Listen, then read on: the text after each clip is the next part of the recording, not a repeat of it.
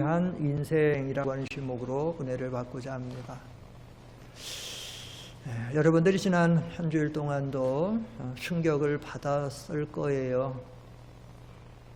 코로나 바이러스로 많이 힘든 삶을 살고 있는데 그 바이애슬론 최숙현이라고 하는 선수가 갑자기 자살해서 생을 마감을 했는데 참 안타깝고 마음이 너무 안 좋더라고요. 어린 선수가 나오는 기사와 사진을 보니까 어린 소녀가 그래도 한번 좀 이뻐 보려고 얼굴에 립스틱도 칠하고 머리도 가지런하게 하고 화장도 하고 이렇게 사진을 찍어서 나왔는데 참 어린 소녀의 그런 풋풋한 그런 모습이 있는데 인생의 삶을 꽃을 피워보지도 못하고 그 운동선수라고 하는 삶이 얼마나 힘든지 모르는 거예요. 금메달, 은메달, 동메달 딴다는 것이 보통 되어져 갖고는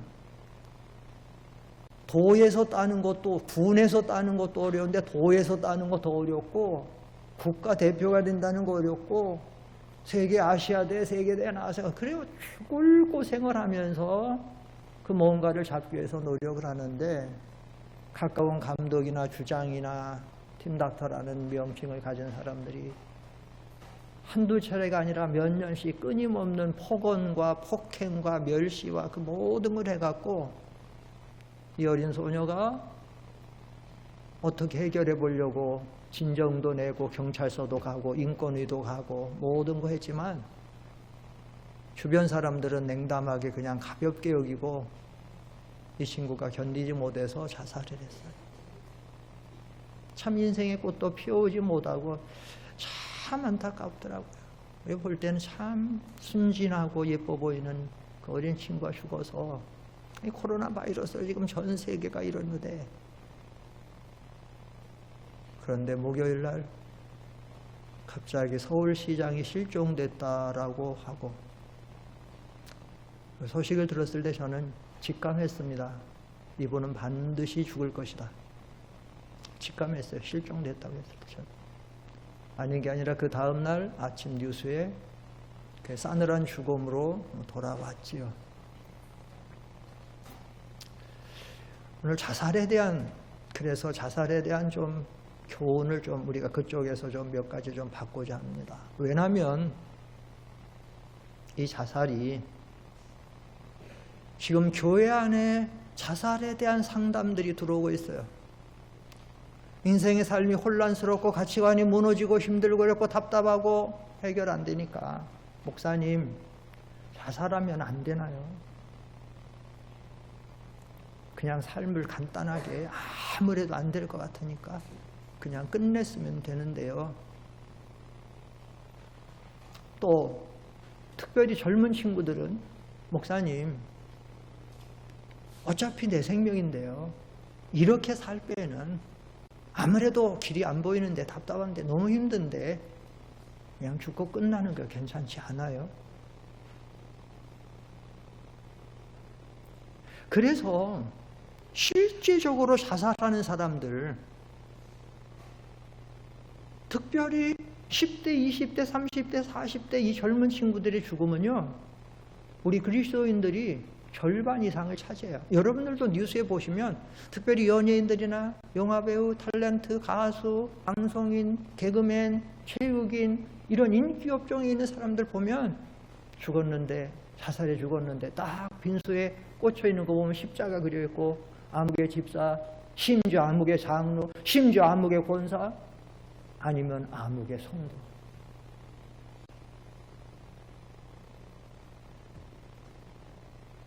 우리가 자살에 대한 것을 생각해 볼 수밖에 없지 않아요. 그리고 이 자살에는 베르테르 효과라는 말이 있죠. 독일 문학작가 괴테가 쓴 젊은 베르테르의 슬픔의 주인공 베르테르가 연인과의 사랑이 이루어지지 못하니까 스스로 권총을 쏴서 자살하고 죽지요. 이 사람들에게는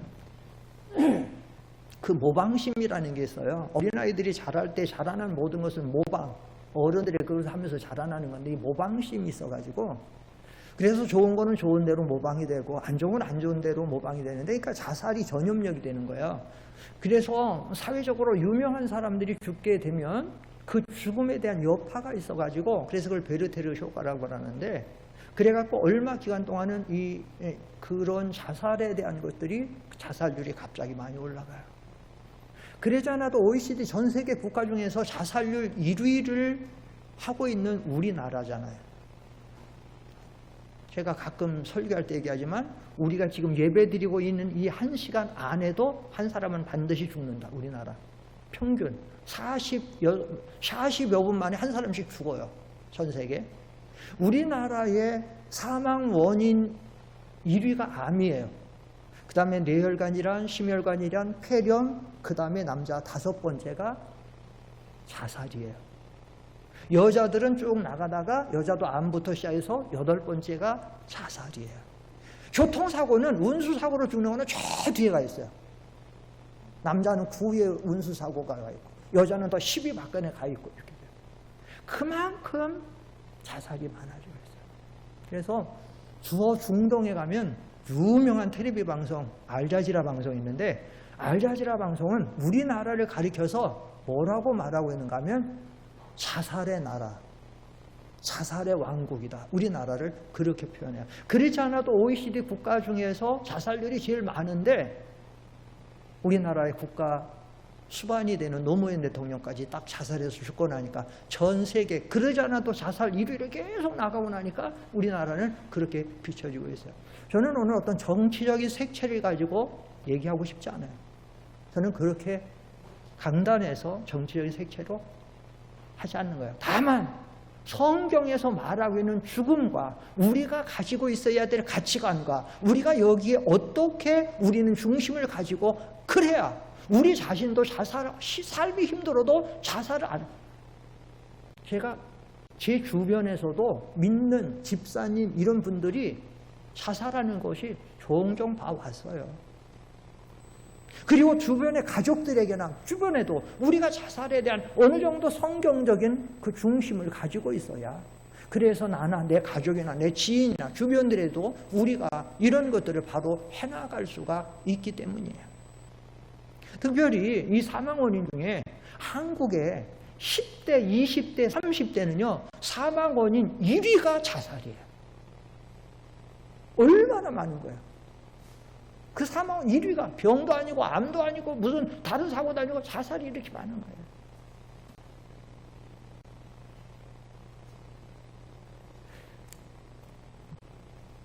이 자살이라는 거는요,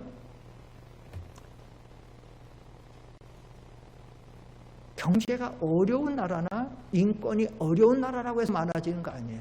또 삶이 이렇게 국가에 이렇게 인생, 우리 그 국민들의 삶 속에서도 어렵다고 자살 많아지는 것도 아니고 풍부하다고 자살이 없는 것도 아니에요. 여러분, 우리나라의 그동안 우리나라의 가장 커다란 기업, 돈 많은 기업들이 어디예요? 우리나라 대표적인 세계적인 브랜드 같이 순위에서 4위, 5위, 6위, 7위 요 왔다 갔다 하는 세계에서 브랜드 순위가 그러면 어마어마한 거죠. 브랜드가 그러는 이 삼성전자, 우리 한국의 제일 부자. 얼마나 우리 언뜻 생각하면 참 좋겠어요. 삼성가의 그 이건희 회장의 막내딸이 몇 년 전에 미국에 유학 가서 자살해 죽었어요. 이건희 씨가 그렇게 사랑하고, 지금 이재용 부회장이 제일로 사랑한다고 하는 여동생이 3명 있는데 그중에 제일로 예뻐하고 사랑하는. 그래서 이재용 씨는 가을만 되면 그 동생의 죽은 그때만 되면 꼭 마음앓이를 한대요. 작년인가 이재용 씨가 감옥에 가 있을 때 자기 독방에 있었는데 옆에 독방에 또 한 사람이 있었는데 그 사람 어머니가 자살해 죽었다고 소문이 들어왔는데 아버지도 없어. 다른 형제도 없어.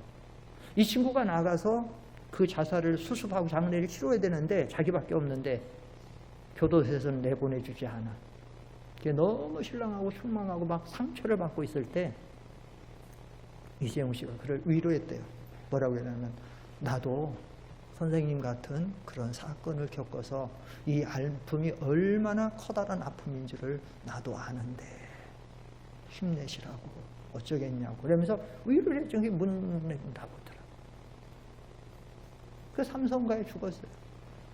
그런데 그 사랑하는 딸만 자살해 죽은 것이 아니고 이건희 씨의 바로 조카, 바로 우리 형의 아들이니까 하루 친족, 가까운 친조카잖아요.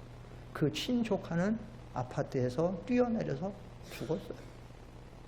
이재용 부회장의 사촌 형제죠. 죽었습니다. 그것뿐인가요? 삼성전자는 세계 굴지의 브랜드인데 삼성전자 부사장 이원성 씨는 아파트에서 뛰어내서 자살을 했습니다.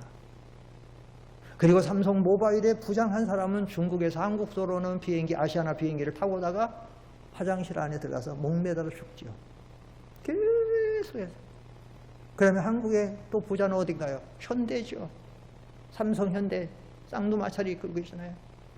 그것도 다른 사람 아닌 현대그룹의 회장 정몽원 씨가, 여러분들 다 뉴스 봐서 충격을 받아 알겠지만 그렇게 자랑한 현대 사옥, 직접 사옥에서 투신해서 비극적인 삶을 마무리하죠. 그것뿐인가요?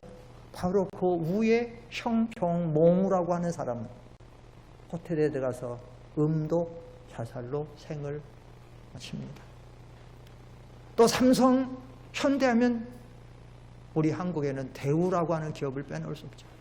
대우의 남산국 사장은 노무현 대통령과의 그 동생 그 형 노건평 씨와의 연관된 어떤 문제 사건 때문에 그냥 한강에 가고 뛰어내려서 한강에서 투신 자살을 합니다. 롯데를 실제적으로 일으켰다고 하는 이인원 씨, 롯데 부회장, 산에 가서 목을 매서 죽습니다. 이런 걸 논의하려면 뭐 말도 못하게 자살 왕국답게 많아요. 서울시장 박원순 씨가 죽었는데 몇 년 전에는 부산시장 안상영 씨가 목매달아서 죽었어요. 부산시장도 목매 자살이죠. 파주시장도 한강에 와서 답답하다고 갑자기 기사 보고 차를 세우려서 기사가 왜 그런가 하고 문을 잠깐 세우는 사이 문을 열고 그냥 지체 없이 한강에 뛰어들어 죽으니까 기사가 놀래가지고 어떻게 할 줄 모르다가 어떻게 살려보려고 자기도 뛰어내렸는데 기사까지 같이 죽어버렸어요. 노회찬 의원이 얼마 전에 죽은 사실 우리는 다 잘 알고 있을 거예요. 박태영이라고 하는 사람도 죽고 전남지사도 한강에 와서 죽고 뭐 이런 일들이 수없이 많은 거야. 그러다가 보니까 우리나라가 자살 1위가 아닐 수가 없어요. 자, 우리 성도들이 자살에 대해서 알아야 될 것이 있어요. 자살은 뭐냐? 이건 하나님 앞에 큰 죄악이다. 이 죄가 크다는 이유는 여러분 성경에서도 보면 성경에서요 하나님이 금하신 명령 중에 하나님의 계명은 율법에서 두 가지로 나눠지는데 하나님에 대한 계명과 사람에 대한 계명인데 사람에 대한 계명 중에 하지 말라고 금에 있는 죄악 중에 제일 첫째가 뭐냐? 살인죄야.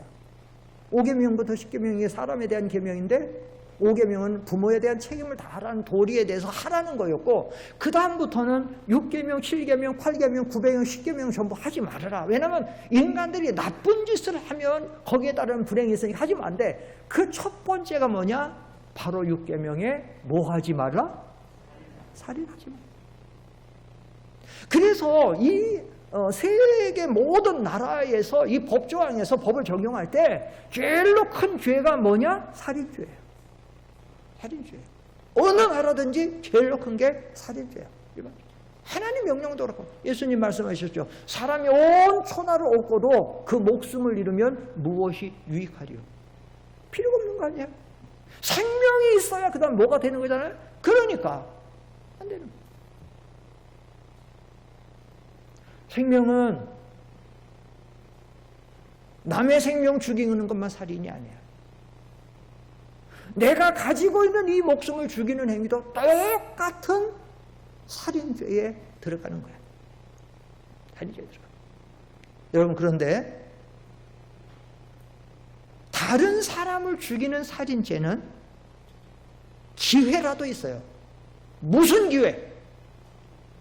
하나님 앞에 회개할 수 있는 기회, 돌이킬 수 있는 기회, 하나님 앞에 용서받을 수 있는 기회. 우리나라에 커다란 살인사건 저지른 사람들이요, 한 가족을 도끼로 다 쪼개 죽인 고재봉 씨, 저 밑에서부터 시골에서부터 서울까지 올라가면서 짧은 기간에는 17명을 죽인 김대두 씨, 골동품상을 죽인 방초롱 씨, 자기 제자를 유괴해서 죽인 주영영 씨, 이런 모든 사람들이요, 감옥에 있을 때 예수님을 영접하고 진실로 회개하고 그 몇 년간 있으면서 그래가지고 변화된 모습으로 그 재소자들, 그 안에 있는 재소자들을 잘 섬기고, 그래가지고 나중에 사형당하는 집행일, 암흑의 이감, 벌써 알아요. 사형수들은 이감하면 다른 방으로 전감, 이감하면 옮긴다는 거죠. 그걸 죽을 때 불러낸 소리예요. 보통 사람은, 제가 그 책을 봐서 책을 읽어봐서 알아요. 분명히 뭐 피할 길이 없어요. 죽어요. 그런데 그래도 어떻게 해보려고 발버둥 치고 발악을 하고, 뭐 어머니 아버지 들고 안 나가려고 막 발버둥을 치고, 그래서 이제 그 전감시킨다고 할 때는 이 교도소에 건장한 사람들이 4-5사람이 가가지고 따라고, 그때 옆에 딱 끼고 옆에 사고 사형장으로 갔는데, 이 사람들은 다 일어나서 같은 재소자들에게 정중하게 인사하고, 형제님들 그동안 이렇게 저를 많이 도와주셔서 감사하다고, 저는 제가 믿는 우리 하나님 앞에 이제 모든 짐 내려놓고 가는데, 형제님들도 앞으로 다 예수 믿으시고 이렇게 앞으로 만나자고 웃어가고 변화되는 거죠. 그런데 자살죄는 어떻게 돼요? 내가 내 스스로 삶을 마감하면 회개할 수 있는, 돌이킬 수 있는 뭐가 없는 거예요. 그러니까 같은 살인죄라고 해도 이 자살죄는 더더욱 무서운 죄가 됩니다. 또 자살죄가 큰 거는 단순히 죽음만 하면 끝나는 게 아니고, 이거는 자살은 극단적인 이기주의예요. 이 자살이 크게 2가지로 나눌 수 있는데, 하나는 우울증으로 인한 병으로 죽는 거예요. 이건 어쩔 수 없어요. 병에 걸리면 암도 죽고 심장질환, 뇌혈관질환, 뭔 질환 죽는 건 할 수 없어요. 우울증 병으로 죽는 건 할 수 없어요. 그런데 사건에 연루되고 범죄에 연루되고 그것 때문에 해갖고 죽는 사람들, 그 죽은 뭐야? 아, 이제 방법이 없다. 너무 괴롭다. 그래서 모든 걸 잊고 내려놓고 싶다. 죽는 거야. 스스로 살면 보게는. 그러면 당신은 그렇게 해서 죽었다라고 치면, 당신은 진정으로 사랑하는, 당신을 낳아준 부모, 당신이 낳아서 사랑하던 자식들, 형제들, 남편은, 아내는, 할아버지는, 손주는, 친척들은, 당신을 진정 사랑하는 친구들은, 혹은 성도들은 그 아픔을 일생을 가지고 가는 거예요. 내 아버지는 자살자다. 내 아들은 자살을 했다. 내 남편 자살하다. 내 아내가 죽었다. 이 아픔을. 이재용 씨는 가을만 가면 그 여동생이 가을쯤 죽었는데 10월인가 11월달. 그걸 계속해서 지금도 부모도 아닌데도 형제인데도 가지고 가는 거예요. 자기는 그렇게 끝나지만 자기로 인해서 고통을 당하는 많은 사람들이 어떡하겠나니까, 어떡하. 응? 또 이 자살이라고 하는 거는 책임 회피예요. 사람은 어차피 실수도 하고 잘못할 수도 있어요. 그러면 거기에 따르는 자기 책임을 질 줄 알아야 돼요. 다른 나라는 모르겠지만 우리나라는 자살을 하게 되면 일단 그 죄에 대해서 묻혀지게 됐어요. 공소권 없음으로 끝나버리게 돼요. 사람이 죽었으니까 뭐 이거를 누가 뭐 어떻게 할 수가 없잖아요. 책임이 뭐 할 수 없어요. 그러니까 죽으면 공소권 없음 이렇게 되는 거예요. 그러니까 시장도 대통령도 너무 커다란 사건 앞에 힘들고 어려울 때 책임 회피성으로 주는 거예요. 이번에 박원순 회장 딱 그랬을 때, 아, 이 사람은 죽었다. 반드시 죽는다. 100% 죽을 것이다. 아마 시체 찾을 것이다. 왜냐? 박원순 씨는 시민운동가, 특별히 우리나라 여성에 대한 인권이 약해졌을 때 그 여성 인권을 대변했던 선두주자가 바로 박원순 씨죠.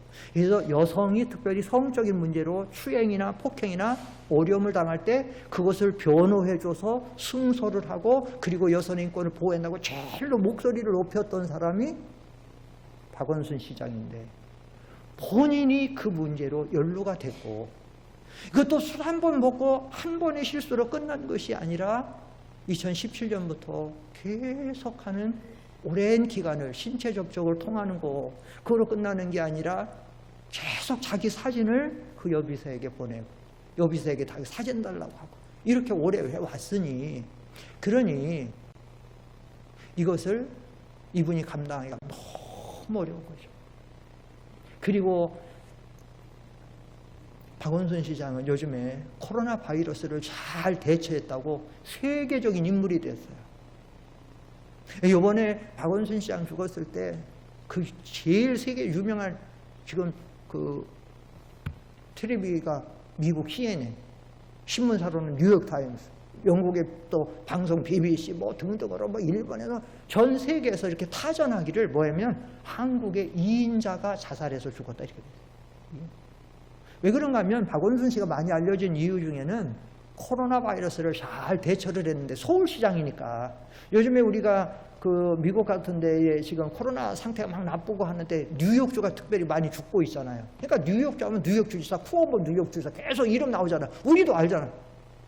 박원순 시장이 한국이 코로나 잘했는데 서울시장 박원순이 잘했다. 요즘에 사실 박원순 시장은 우리나라에서 제일로 주가가 많이 올라가는 부분.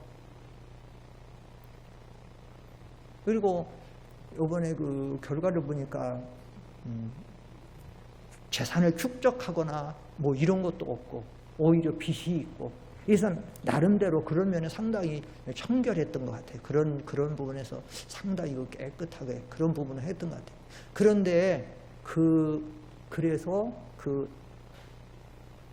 여성 성추행에 대한 그래서 너무 힘드니까 어떻게 할 수 없을까? 책임 회피성으로 그렇게 해서 했다는 거죠. 그래서 우리가 이 자살을 한다는 거는 엄청난 죄라는 거.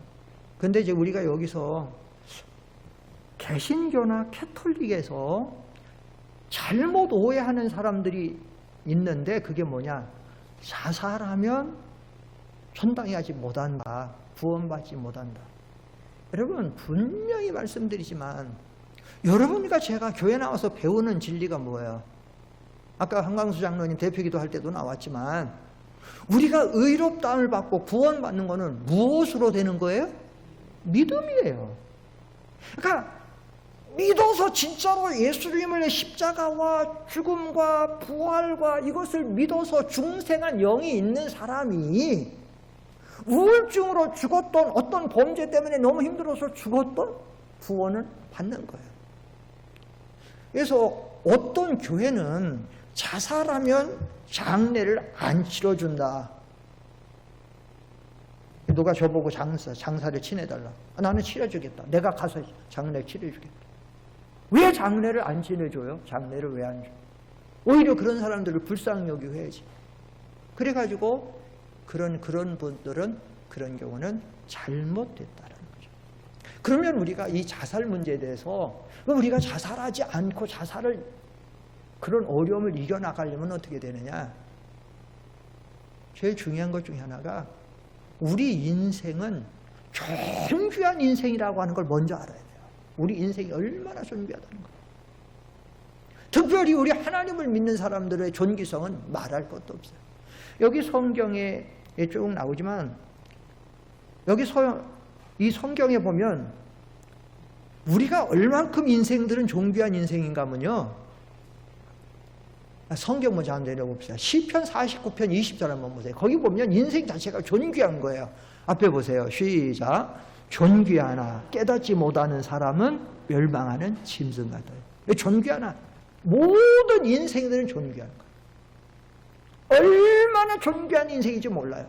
그런데 인생들이 존귀성을 깨닫지를 못하고 자존감을 잃어버리고 상실하고 그렇게 되다 보면 어떻게 되느냐? 짐승같이 되는 거예요. 짐승같이. 짐승은 자살 안 해요. 짐승은 누가 자살해요? 짐승이. 근데 이 존귀하나 깨닫지 못하면 정말 이성 없는 신성 같아서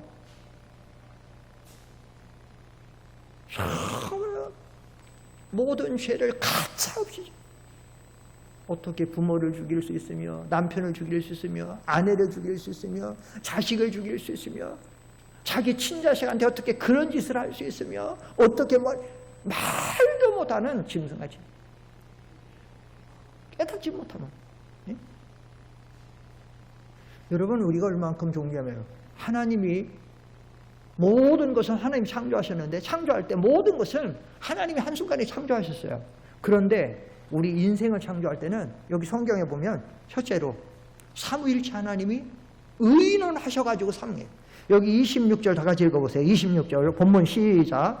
하나님이 이르시되 우리의 형상을 따라 우리의 모양대로 우리가 사람을 만들고 이렇게 말하고 있어요. 삼위일체 하나님 우리 삼위일체 하나님이 이렇게 사람을 창조하다. 여러분 사람들이 인생의 삶을 살아가면서 소소한 일은 누구하고 상의 안 해요. 그냥 나 혼자 그냥 되는 대로 소소한 일은. 그런데 중요한 일은 뭐예요?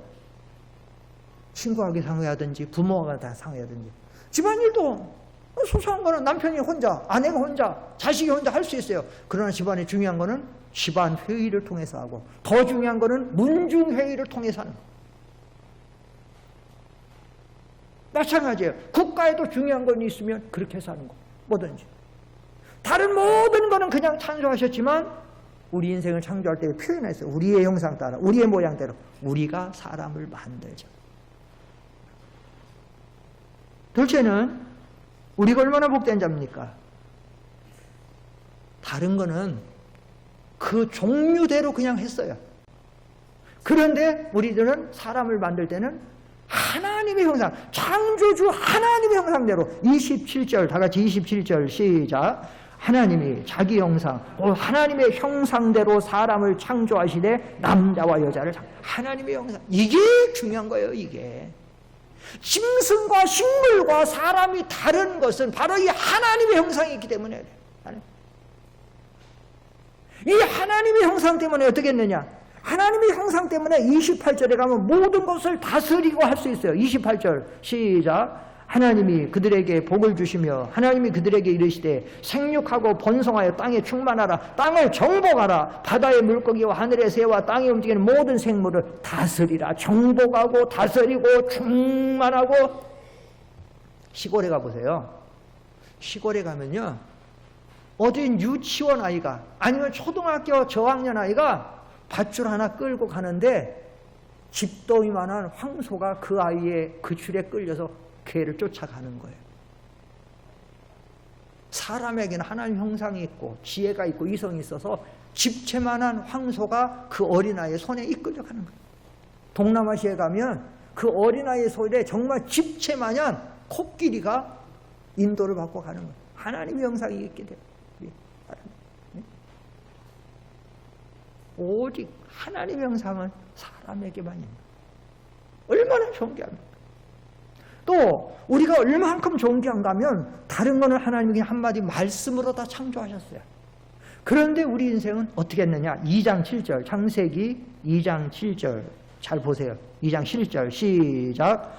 여호와 하나님이 땅의 흙으로 사람을 지으시고 생기를 그 코에 불어넣으시니 사람이 생명이 되니라. 자, 누가 흙으로 사람을 지었다고요? 하나님 우리를 직접 지으신 거예요. 남자만 직접 짓고 여자는 대충 지었나? 여자도 직접 지었어요. 21절로 창세기 2장 21절로 22절 시작. 여호와 하나님이 아담을 깊이 잠들게 하시니 잠들매 그가 그 갈빗대 하나를 취하고 살로 대신 채우시고 여호와 하나님이 아담에게서 취하신 그 갈빗대로 누구를 만드시고 여자를 만들어. 하나님이 직접 만들어. 여러분들이 누가 집에 오면 그냥 대충 대접하면은 식당 가서 대접하는 경우가 있어요. 근데 어떤 경우는 정말로 집에서 자기의 모든 솜씨를 다해서 대접하는 게 있어요. 누가? 정말로 중요한 분이 오셨을 때. 정말 중요한 분이 오셨을 때. 요즘에 특별히 다 식당 시대가 돼서 신방 가도 사실 거의 집에서 식사 대접 안 해요. 근데 집에서 특별할 때 성도님들이 교역자들 신방 가면 돼요. 지난주에도 우리 교회 어떤 권사님이 정말 집에서 더운 여름인 집에서 정성을 다해서 식사를 준비해서 대접해서 저희 교역자들 신방 갖고 지난주에도 대접을 잘 받고 왔지만 그게 정성이잖아요. 특별한 대접이잖아요. 특별한. 이게 하나님이 만들었다는 것은 다른 모든 것보다 사람이 얼마나 우리가 존귀하기 때문에. 왜냐? 이 세계 모든 창조의 중심은 사람에게 있는 거야. 사람 때문에 해도 달도 별도 나무도 바다도 고기도 짐승도 다 누구 때문에 만든 거야? 사람을 위해서 만드는 거야. 사람이 중심. 그래서 그 사람으로 하여금 하나님의 사랑자, 사랑의 대상자가 되고, 여러분 우리 인생들이 얼마나 하나님 앞에 가치 있고 사랑의 대상자고 중요한 건지 몰라요. 특별히 하나님 있는 사람은 더더욱 그렇고요. 여러분 이사야 43장 한번 보세요. 이사야 거기 뭐라고 있어요? 앞에 보세요. 크게 읽어보세요. 시작. 네가 내 눈에 보배롭고 존귀하며 내가 너를 사랑하였은즉 내가 내 대신 사람들을 내어주며 백성들이 이야, 이 성경은 여러분 굉장한 성경이에요. 너는 내 앞에 내 눈에 보배롭고 존귀한 존재다. 예? 보배롭고 존귀하고 많은 사람들이, 많은 신자들이 나 같은 거 어떤 사람은 아이고 나는 이제 죽어야 돼, 나 같은 거 죽어야지, 아유 죽어야 돼. 하나님은 여러분을 얼마나 보배롭고 존귀하고 여러분을 사랑하고 스바냐에 보면 내가 너로 인하여 기쁨을 이기지 못하고 얼마나 우리 사랑. 그 다음에 성경에 보면요, 내가 내 대신 사람들을 내어주며 너 죽을 것을 다른 사람을 죽여서라도 너를 보호한다는 거예요. 아멘? 안 아멘? 예, 아멘? 아멘. 얼마나 존귀해. 하나님이 우리를 얼마나 사랑하면 다른 사람을 죽일지언정 너를 살리는 거예요. 예수님을 그래서 우리를 살리려고 예수님 보내서 십자가에 죽으시고 사흘 만에 부활시키고 우리를 구원하시고 지금 하나님의 모든 사랑과 그 모든 것이 우리에게 와 있는 줄 믿습니다. 믿음. 얼마나 감사해요. 근데 왜 죽어요? 왜 죽어? 죽으면 안 돼요. 예? 오늘 자살하려고 마음먹으신 분들 돌리세요. 자살하지 말고. 예? 예? 우스갯소리지만, 그래서 우리가 자살하지 않으려면 우리가 존귀한 인생이라는 거 정말 알고요. 여러분들이 한 번씩 생각하세요. 나 같은 거 아무도 알아주지 않고 절대로. 하나님은 정말로 여러분을 사랑하시고 하나님은 정말로 여러분을 존귀하게 여기시고 여러분의 남편은 여러분을 정말로 하찮게 여길지 몰라도 여러분의 남편은 하나님은 여러분을 하찮게 여겨요? 예? 아니에요. 여러분 얼마나. 또 여러분 반대로 여러분의 아내들은 난 남편 대접도 못 받는다고 혹시 그럴지 몰라도 하나님은 여러 남편들을 참 사랑하세요. 그런 존재예요. 둘째로 우리가 자살하지 않으려면 죄짓지 말아야 돼요. 죄짓지 말아야 돼요. 여러분 이번에 박원순 시장이 왜 죽었어요? 정말 그분 주가가 막 올라가던 분이에요.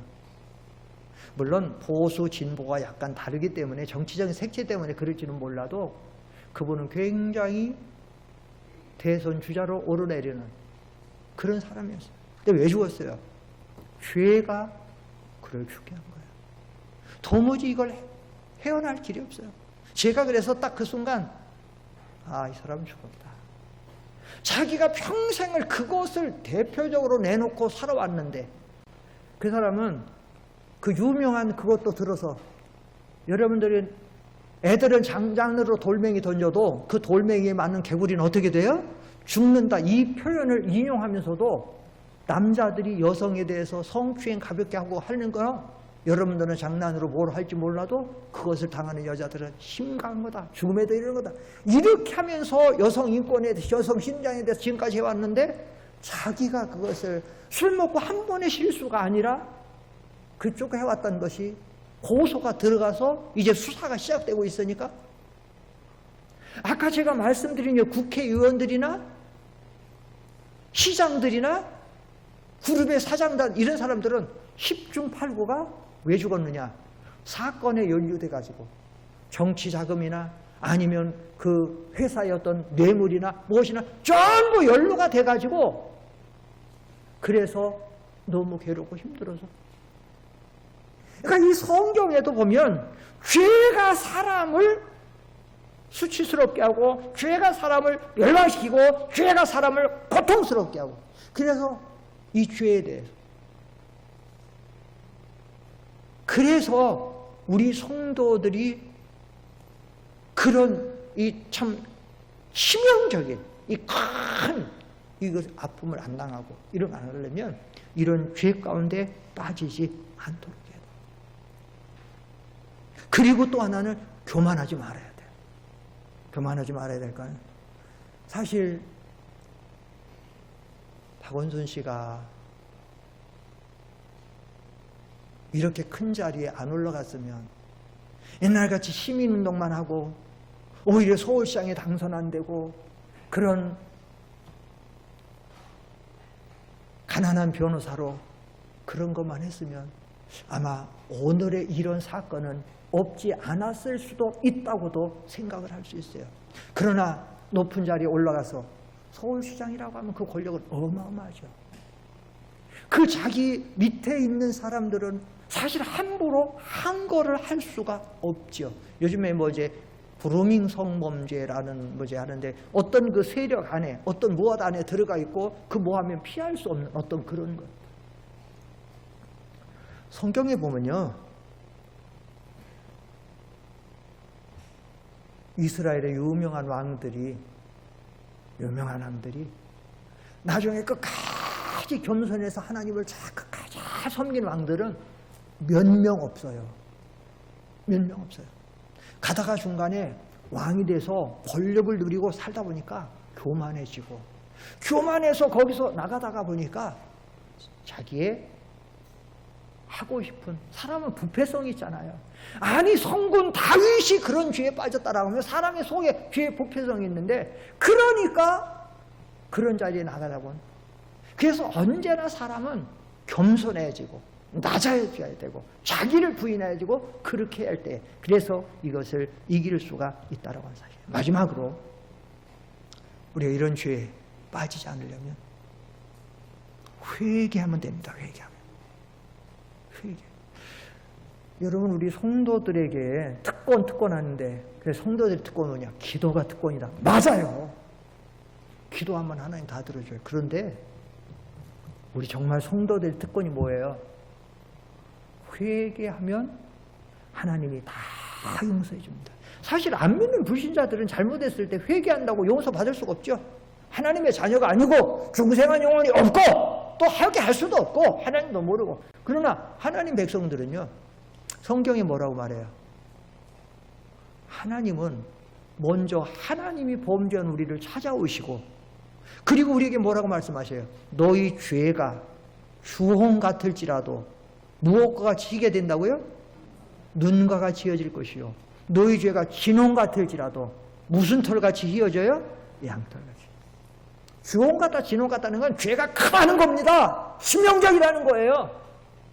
어떻게 해결할 수 없다는 거예요. 그러나 하나님 앞에 찾아 나와서 오라 우리가 서로 변론하자.